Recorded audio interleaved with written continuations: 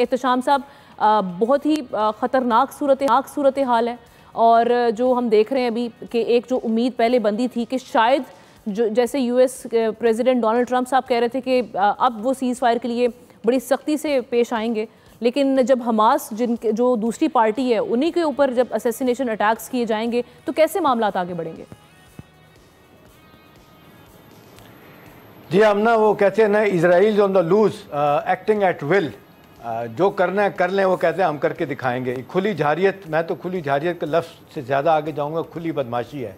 اب دیکھیں یہ جس طریقے سے آپ نے دیکھا، جو ابھی ذکر بھی کر رہی ہیں کہ فلسطین اور غزہ میں جو ہو رہا ہے، اس کے بعد یہ کرنا، دیکھیں نا، یہ کوئی بہت نہ صرف سمبولک بلکہ بہت سے حوالوں سے قطر کی بہت زیادہ اہمیت ہے۔ دیکھیں سینٹ کام کا ہیڈ کوارٹر ہے وہاں پہ دوا میں، پھر امریکہ کا وہ جس کو کہتے ہیں ایک one of the biggest allies ہے، وہ ان آفیشلی میں کہتا ہوں قطر بھی اسرائیل کا الائی ہے۔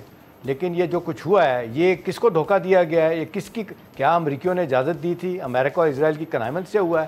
کیا یہ کہا جاتا ہے جس طرح اٹیک کیا گیا تھا ایران کی طرف سے، آپ کو یاد ہے، بدلہ لینے کے لیے اپنا قطر پہ حملہ کیا تھا ہلکا سا، اور انڈرسٹینڈنگ یہی تھی کہ یار ٹھیک ہے ایک دو گولے لگا لو اس کے بعد بات ختم ہو جائے گی؟ کیا یہ اس طرح کا ایلیمنٹ ہے؟ کیا ہے؟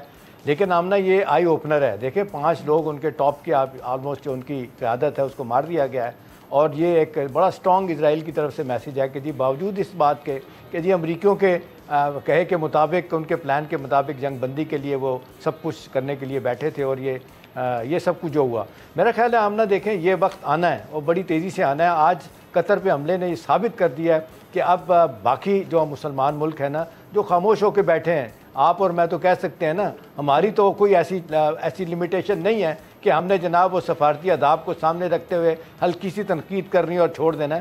دیکھیں یہ وہ ظلم ہے جس کو سہ رہی ہے مسلمان دنیا، اور یہ ہمارے جو 5-6 بڑے ملک ہیں، یو اے ای، قطر، اس کے بعد آپ دیکھ لیں سعودی عرب، عمان اور کویت، ان کا جو بہت بڑا رول بنتا تھا انہوں نے رول پلے نہیں کیا۔ انہوں نے جس طریقے سے 7 اکتوبر 2023 سے میں سمجھتا ہوں کو ایک مجرمانہ خاموشی اختیار کی ہوئی ہے، کنڈمنیشن بھی نہیں کرتے سارے معاملے کی، اور یہ ifs اینڈ بٹ کے ساتھ باتیں کر رہے ہیں۔ کبھی جناب OIC کی میٹنگ، ابھی حال ہی فارن منسٹر کی کانفرنس ہوئی، کیا ہوا؟ عرب لیگ کا اجلاس ہوا، کیا ہوا؟ صرف مذمت کر کے آپ گھر بیٹھ جاتے ہیں۔ بھئی کیوں نہیں کوئی طریقہ کرتے؟ آپ کا اتنا بڑا لیوریج ہے، اتنے آپ کے دوست ہیں امریکن بھی، سارا کچھ، ابھی پریزیڈنٹ ٹرمپ بھی ہو کے گئے وہاں سے 3 ملکوں کو دورہ کر کے، UAE کا اور اس کے بعد سعودی عرب کا، اور باقی جگہوں پہ گئے، تو یہ سارا کچھ کیسے ہو گیا؟ آمنہ میرا خیال ہے یہ بڑا سٹرونگ میسیج ہے اسرائیل کو کہ اب میں آ رہا ہوں، میں اللہ نہ کرے کہ میں جناب جدہ بھی جاؤں گا، اس طرح کے حملے کروں گا، اور اس طرح کے حملے جناب دبئی میں بھی ہوں گے، ابو ظہبی میں بھی ہوں گے، کویت سٹی میں بھی ہوں گے۔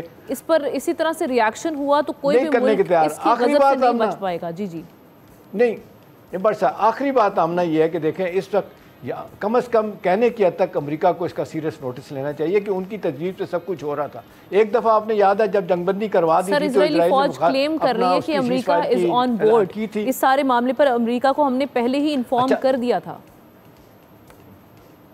اچھا کچھ لوگ تو کہتے ہیں کہ جی قطر کو بھی انفارم کر دیا تھا، اب مجھے نہیں پتا کہ واقعتاً کیا گیا تھا یا نہیں کیا گیا تھا، لیکن قطر کے لیے کتنی بڑی امبیرسمنٹ ہے۔ دیکھیں ایک انڈیپینڈنٹ ایک سوورن سٹیٹ ہے ہم نا، اس کے اوپر یہ حملہ ہو جانا، دنیا کا امیر ترین ملک ہے اس وقت، قطر سے زیادہ امیر کوئی ملک نہیں ہے، سب سے زیادہ آئل وہاں پہ ہے، وہاں پہ یہ حملہ ہو جانا، ان نوٹس چلا جائے گا، تو میرا خیال ہے باقیوں کو تو چھوڑ دیں، یہ مسلم دنیا کے لیے، مسلم امہ کے لیے، عرب لیگ کے لیے مشکلات کا ڈھیر لے کے آ رہا ہے۔ سبسکرائب کریں اور بیل دبائیں تاکہ کوئی خبر رہ نہ جائے۔